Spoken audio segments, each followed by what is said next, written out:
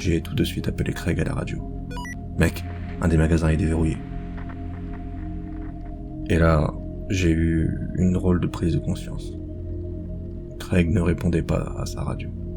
Et le magasin ouvert était celui des vêtements pour bébé. Tout de suite, je me suis dit « Oh non, Craig est dans le magasin. » Parce que nous n'avions pas le droit d'entrer dans les boutiques après la fermeture, sauf en cas de problème grave. Et comme Craig était tellement fiable, je me suis dit qu'il n'aurait jamais risqué son boulot comme ça sans une bonne raison. J'ai donc pris mes clés et je suis parti vers le magasin en question.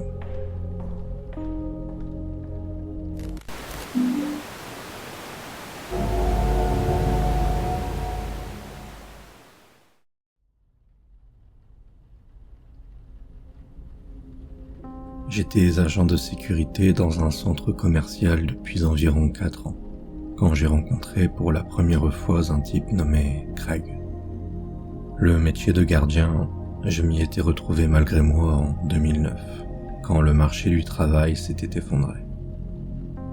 La paie était correcte. Ça ne me dérangeait pas de travailler de nuit et certains employés des magasins nous faisaient profiter de leur remise de 20% réservée au personnel, ce qui était génial. Tous mes collègues étaient plutôt cool, y compris le patron. C'était juste des gars ordinaires qui ramenaient un salaire à la maison et qui ne cherchaient pas les ennuis. Mais quand Craig a été embauché, on a tous tout de suite su qu'il était différent. Craig était un petit bonhomme dégarni avec des lunettes, qui était soit à la fin de la trentaine, soit au début de la quarantaine.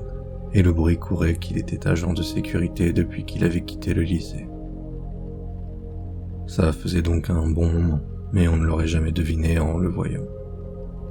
Il était timide, silencieux, et il ne me donnait pas l'impression d'être capable de se défendre s'il fallait en venir aux mains.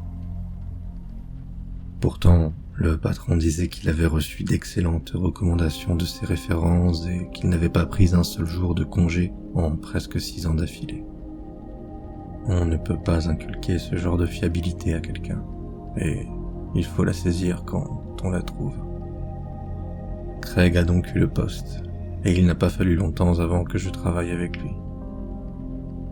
Le centre commercial, y compris le parking, disposait d'une 20aine de caméras de sécurité, ce qui signifiait qu'une grande partie de notre travail consistait à rester assis devant un immense mur d'écran, à guetter les voleurs à l'étalage et de voitures. En journée, nous étions les yeux dans le ciel et clairement plus réactifs que proactifs. Les rondes de nuit, c'était une toute autre histoire, mais j'y reviendrai plus tard. Un jour, Craig et moi étions assis devant les écrans. Nous pouvions accéder à chaque flux de caméras individuelles depuis l'ordinateur de notre poste, que nous utilisions pour couper et enregistrer des images si besoin. Mais la plupart du temps, nous ne le faisions pas sans raison. Quand j'ai remarqué que Craig fixait sans interruption une boutique en particulier, je suis devenu curieux. En voyant qu'il regardait le magasin qui vendait des vêtements et des jouets pour les enfants de moins de 5 ans, je lui ai demandé s'il avait repéré quelque chose de suspect. C'est assez triste, mais ce magasin était l'un des plus gros points de vol à l'étalage de tout le centre commercial. Je suppose que les toxicomanes avaient compris que les vêtements pour bébés et les formules de lait concentré se revendaient vite dans les quartiers pauvres, et ça avait fini par devenir un vrai problème. Mais quand je lui ai posé la question, Craig a basculé sur le flux d'une autre caméra et a marmonné quelque chose comme « Oh, laisse tomber, c'était rien ». Sur le moment, je n'y ai pas prêté attention. Je faisais pareil de temps en temps.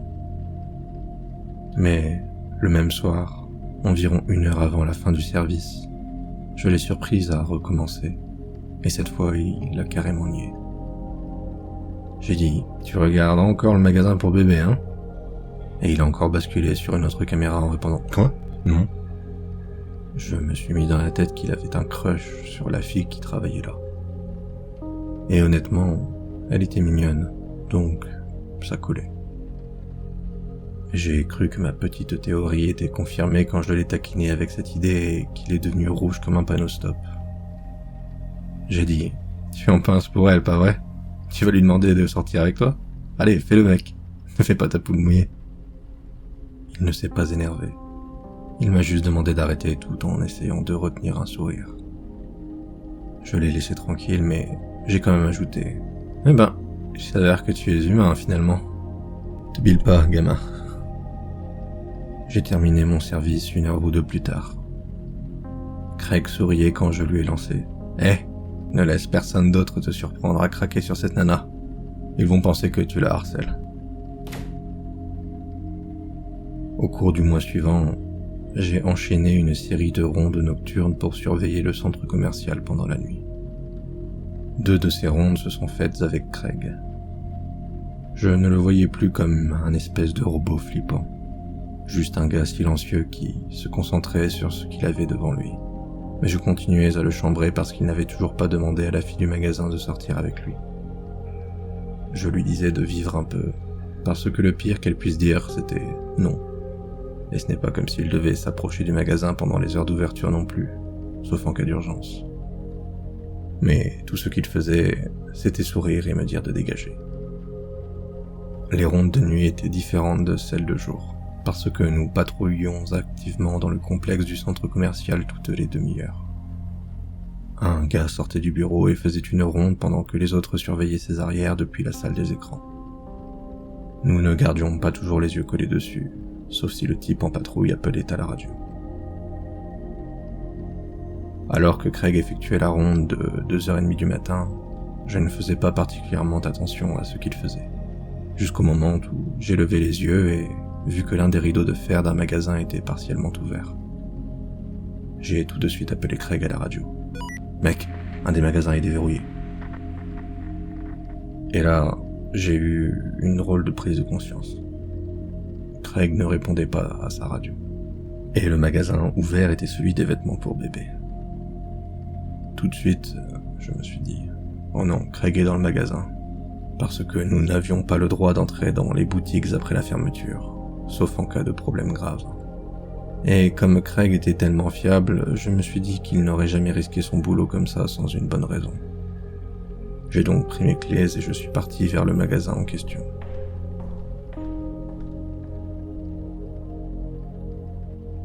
Quelques minutes plus tard, je me glissais sous le rideau de fer à moitié levé en criant « Craig, t'es là mon pote ?» Il a tout de suite répondu « Ouais, je suis là. » Et il est sorti de derrière un présentoir. Il m'a presque fait faire une crise cardiaque. Je lui ai demandé ce qu'il fichait, et il m'a dit qu'il avait cru entendre quelque chose à l'intérieur du magasin. J'ai dit « Mec, pourquoi tu ne m'as pas appelé à la radio ? C'est pour ça que je suis au poste de surveillance. » Quand il entend quelque chose, il appelle normalement, a-t-il dit, mais là je n'aurais pas pu voir à travers les rideaux dans le magasin. Dès qu'il a dit ça, j'ai su que son excuse ne tenait pas la route et je lui ai rappelé que ce qu'il faisait pouvait lui coûter son poste. C'était comme gérer un bleu complètement stupide. Sauf que Craig n'était pas un bleu. Il connaissait le boulot et il était plutôt bon. Ça n'avait donc aucun sens qu'il agisse comme ça. Le soir suivant, Craig m'a un peu remercié, je ne sais pas trop pourquoi, de m'être inquiété pour lui je suppose. Il m'a remercié de ne pas l'avoir balancé surtout. Il m'a aussi remercié de l'avoir sorti de ce magasin, ce qui était bizarre, parce que c'était comparable à la façon qu'un alcoolique pourrait vous remercier de l'avoir empêché de boire. Je suppose que ça ne m'a pas alarmé comme ça aurait dû, parce que sur le moment je voulais juste savoir ce qu'il fabriquait dans ce magasin pour bébé si tard. C'est là qu'il a détourné le regard et a dit quelque chose comme je vais être père. J'étais sur le point de le féliciter quand il a ajouté « Hey, j'ai peur ». Je lui ai répondu quelque chose du genre « C'est normal d'avoir peur, mais je suis sûr que tu t'en sortiras bien. » Mais je ne le pensais pas. Pas parce que je suis du genre à sortir des platitudes vides, mais parce que je ne le croyais pas. Je ne dis pas que j'ai un détecteur de mensonges particulièrement affûté, mais peu importe à quel point un gars est discret, si sa femme ou sa copine est enceinte, il en parle à ses collègues de travail. Même si Craig n'était pas du genre à se plaindre, Je n'arrivais pas à croire qu'il n'en avait pas parlé avant le moment où je l'avais confronté à propos du magasin. Et je ne l'ai pas vraiment confronté là non plus. Je n'ai pas dit qu'il mentait sur le fait qu'il allait être papa. Je savais juste qu'à partir de ce moment-là, il cachait quelque chose, ou du moins qu'il cachait peut-être quelque chose. C'était suffisant pour changer mon opinion sur lui jusqu'à ce que je sache de quoi il s'agissait. Et quand je l'ai enfin découvert, c'était comme tomber sur une bombe sur le point d'exploser. Craig a continué à se comporter normalement et gentiment pendant tout le reste du temps où nous avons travaillé ensemble. Je ne l'ai plus surpris à fixer des boutiques, et je ne l'ai plus surpris dans aucun magasin après la fermeture non plus. Il était juste Craig. Le Craig silencieux et bizarre qui avait menti en disant qu'il allait avoir un bébé. Parce que la fois suivante où je lui ai demandé des nouvelles, il m'a répondu « Hein Oh, ouais, elle va bien », quand je lui ai posé la question. Je trouvais ça extrêmement bizarre de mentir sur un truc pareil. J'espérais que la vraie raison n'était pas sinistre, mais ça s'est avéré être le cas. Un jour où j'étais planifié de nuit avec Craig, un ami à moi a envoyé un message dans le groupe de discussion Facebook que nous partagions. La première notification disait quelque chose comme « Chris a envoyé une vidéo », et les suivantes étaient du genre « Oh mon Dieu, mort de rire, matez-moi ce gros loser ». Il envoyait souvent ce genre de trucs dans le groupe, des vidéos bizarres, des mimes, etc. Parfois, c'était vraiment drôle. D'autres fois, ça vous donnait la chair de poule. Dans ce cas-là, la vidéo était clairement dans la deuxième catégorie. Quand j'ai cliqué pour la regarder, la caméra montrait ce qui ressemblait à une chambre d'enfant. Et tout à coup, un homme adulte habillé en bébé est entré dans le champ et s'est tourné vers la caméra. Il portait une de ces drôles de coiffes de bébé, du maquillage, et avait une tétine presque trop grosse dans la bouche. Au début, je ne l'ai pas reconnu, mais il a dû enlever la tétine pour parler. Et là, j'ai soudain réalisé ce que je regardais. C'était Craig, le bébé adulte, qui babillait en parlant de « maman » et en faisant une crise, puis en faisant semblant de pleurer. Je me souviens d'avoir fermé la vidéo et d'être resté là, debout dans ma cuisine, pendant une seconde ou deux, sans vraiment savoir quoi faire.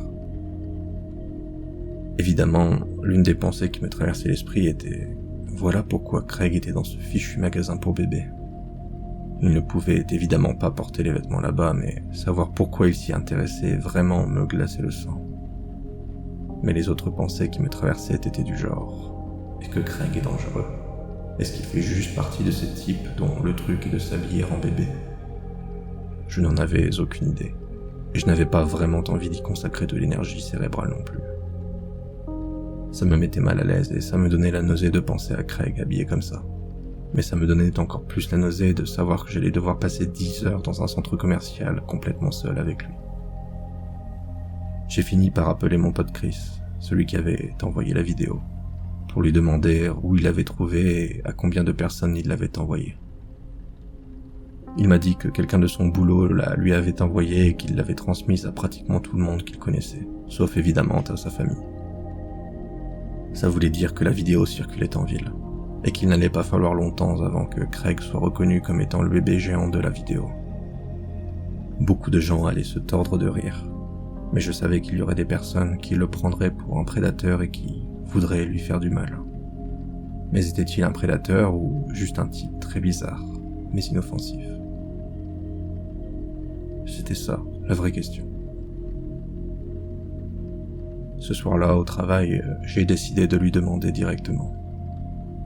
C'était probablement l'un des échanges les plus gênants et les plus flippants de toute ma vie. Et ça m'a pris presque 3 heures pour me décider à le faire. Je n'avais pas peur de Craig. Du moins, je n'étais pas physiquement intimidé par lui.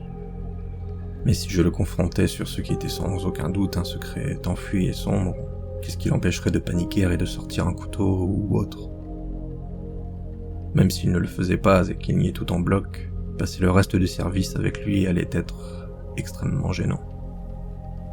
Il y a eu un moment où je me suis dit « Occupe-toi de tes affaires et laisse les choses arriver ». Mais je n'ai pas pu. Et finalement, je lui ai demandé. À la seconde où j'ai dit « Hey Craig, j'ai vu une vidéo aujourd'hui », il est devenu encore plus rouge que quand je lui avais demandé s'il avait un crush. J'ai arrêté de parler après aujourd'hui, et j'ai juste observé sa réaction pour la jauger. Et je jure devant Dieu que Craig s'est mis à transpirer devant moi. Je lui ai dit que je supposais qu'il savait de quelle vidéo je parlais, mais il n'a pas bougé et n'a rien dit. Il est resté assis dans son fauteuil, les yeux rivés sur le mur d'écran, tremblant et suant comme s'il avait de la fièvre. Je ne savais plus vraiment où amener la conversation après ça. Il avait déjà admis silencieusement, mais c'était quand même un aveu. Et je ne m'attendais pas à ce qu'il fasse autre chose que nier jusqu'à en devenir bleu de colère. Une fois que j'ai eu cet aveu, j'ai posé la question que je considérais comme la plus importante de toutes. Craig, est-ce que tu es attiré par les enfants ? Et seulement là, j'ai eu une réaction. Sa tête s'est tournée d'un coup et il a dit « Non, c'est pas ça mec, je te jure devant Dieu que non ». C'était une réaction très forte avec une pointe d'indignation. Et pas le genre, s'il te plaît, crois-moi, qu'on obtient quand quelqu'un ment pour sauver sa peau. Je ne saurais probablement jamais avec certitude, mais sur le moment, sa réponse sonnait vraie, et je l'ai cru. Ça a laissé quand même la question en suspens de ce qu'il foutait à faire ces vidéos. Je suppose que ça peut paraître un peu bizarre, mais j'ai un peu renoncé à vouloir savoir pourquoi. Je veux dire, je pouvais probablement deviner et je ne serais sans doute pas très loin du compte. Mais même si je le savais, ça ne changerait rien. Craig était bizarre. Vraiment bizarre en fait. Mais pour autant que je sache, il était inoffensif et je l'aimais bien en plus. Voilà. Et parce que je l'aimais bien, je savais qu'il ne méritait pas ce qui allait forcément lui arriver. Je lui ai littéralement dit de se barrer de la ville. Et Craig le savait aussi. Il savait qu'une fois que les gens verraient cette vidéo et sauraient que le type qui l'avait faite était agent de sécurité au centre commercial, ce ne serait pas seulement son boulot qu'il risquerait de perdre. Même si son casier judiciaire était vierge et que je ne croyais pas personnellement qu'il était du genre à s'en prendre aux enfants, la meilleure chose à faire pour lui était de quitter la ville et de repartir de zéro, ailleurs. Une fois que j'avais fini mon discours, Craig avait l'air de chercher les mots. Et puis, sans prévenir, il a éclaté en sanglots. Et il n'a pas arrêté de pleurer pendant une bonne paire de minutes. Ne vous méprenez pas, je n'avais pas trop pitié de lui. Poster des vidéos comme ça, c'était vraiment stupide. Et il n'aurait pas fallu longtemps avant que quelqu'un le reconnaisse. Mais son erreur idiote avait ruiné sa vie. Ou du moins, elle allait la ruiner s'il ne trouvait pas un endroit loin pour vivre, et vite. Ce fut la dernière fois que je vis Craig. Quand nous avons terminé le service, il m'a remercié de l'avoir prévenu que sa vidéo devenait virale et m'a dit que je risquais de ne plus le voir beaucoup. Je lui ai dit que j'étais désolé d'entendre ça, mais que c'était pour le mieux. Il avait besoin d'un nouveau départ ailleurs et de régler ce qui devait être réglé pour ne plus ressentir le besoin de mettre ce genre de truc en ligne. Parce que soit ça allait lui attirer des ennuis, soit c'était en partie pour ça que je ne ressentais que très peu de compassion pour lui. J'avais l'impression que, peu importe exactement ce que c'était, au fond de lui qui le poussait à faire ces choses, ça avait le potentiel de devenir dangereux. Peut-être qu'il disait la vérité quand je lui ai demandé s'il n'était pas attiré par les enfants. Mais les gens changent, pas vrai? En mieux ou en pire. Et un type qui s'habille en bébé et qui choisit de le faire dans une couche minuscule plutôt que dans une grenouillère, ce genre de truc a forcément le potentiel de dégénérer. Non. Je m'en fiche de ce que pensent les gens, et je dis ça en tant que père de 2 filles. Craig était déjà parti loin, quand tout le monde a réalisé ce qu'il postait en ligne. Tous nos collègues avaient soit reçu la vidéo directement, soit en avaient entendu parler au travail. La réputation de Craig était pratiquement anéantie à la fin de la semaine. Notre patron a dit que c'était bien qu'il ait fichu le camp, parce qu'il lui aurait botté de derrière s'il avait essayé de rester. Il y avait beaucoup de haine envers Craig, je comprends. Mais tout ce que je ressens encore quand je pense à lui, c'est de l'appréhension. J'espère qu'il va bien et qu'il a trouvé une bonne femme, un bon homme ou quoi que ce soit, et qu'il s'est posé. Parce que l'autre possibilité, c'est qu'il ne s'est pas repris en main, qu'il a empiré, et que s'il continue ses délires, peut-être qu'il fera quelque chose de terrible à un enfant ou à un bébé. Et alors, là, ce sera un peu ma faute pour ne pas l'avoir emmené derrière le centre commercial et l'avoir descendu quand j'en avais l'occasion.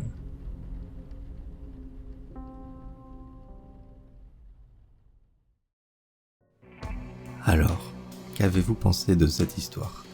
Donnez-moi votre avis en commentaire. J'espère que cette vidéo vous aura plu. Si c'est le cas, devenez un fidèle et abonnez-vous pour ne rater aucun futur épisode. Un grand merci aux contributeurs Tipeee qui soutiennent la chaîne. Leur générosité est énormément appréciée. N'hésitez pas à m'aider vous aussi si vous le pouvez, lien en description. Si vous avez des histoires personnelles à raconter, n'hésitez pas à tester votre plume et m'envoyer par mail vos écrits. De même, s'il y a des histoires particulières que vous aimeriez m'entendre lire, faites-moi en part plus bas. Et je vous dis à bientôt pour d'autres frissons et histoires d'horreur en ma compagnie. Biou.